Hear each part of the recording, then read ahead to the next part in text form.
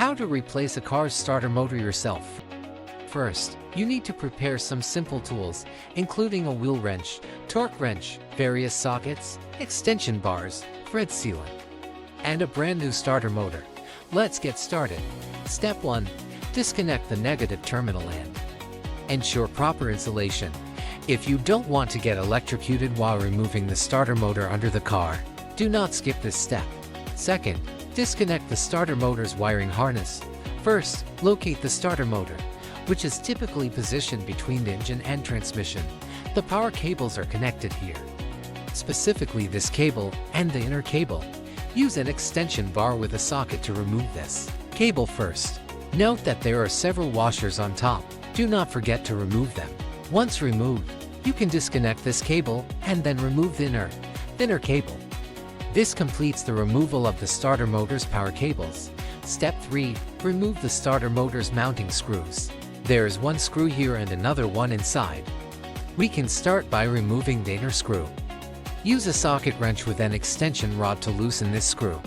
Once loosened, you will notice the starter motor has become loose. Therefore, be cautious when removing this screw, as the entire starter motor will begin to drop once removed. Ensure you support it with your hand during removal.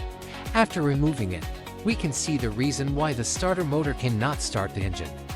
It is quite obvious that this bearing has become severely loose, and the seal ring inside has fallen off by half, causing the bearing to become loose and move around inside.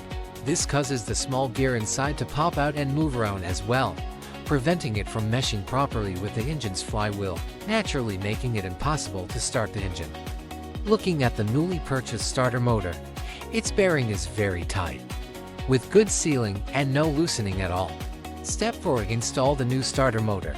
Before installation, pre-insert the bolts into the starter motor, then apply thread locker to the bolt threads.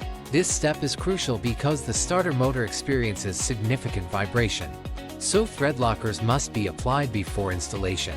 Reinstall the new starter motor in its original position. Note that these two screws must be held steady by hand to prevent them from falling out during installation.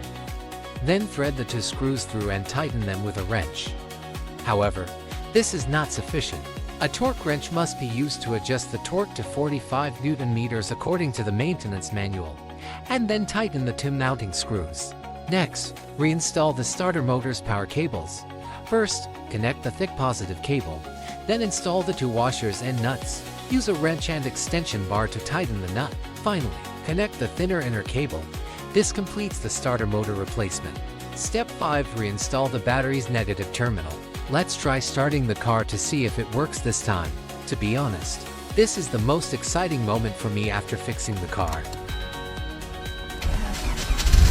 Wow, it's fantastic, it started on the first try.